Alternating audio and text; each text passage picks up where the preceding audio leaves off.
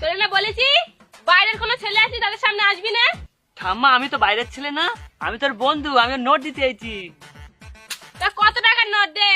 ওটা মা এ নোট সে নোট না, এ পড়াশোনার খাতা। কেন আমি তোরা খাতা কিনে দেই না? একটা বাইরের ছেলের কাছে খাতা নিতে হচ্ছে। অত বন্ধু বন্ধু কি, একটা ইয়ং ছেলে একটা মেয়ে কোনোদিন বন্ধু হতে পারে না। তাহলে একটা মেয়ে আর একটা ছেলে কি হয়? একটা ছেলে আর একটা মেয়ে স্বামী স্ত্রী হয়। তাহলে ও আমার স্বামী, আমি ওর স্ত্রী।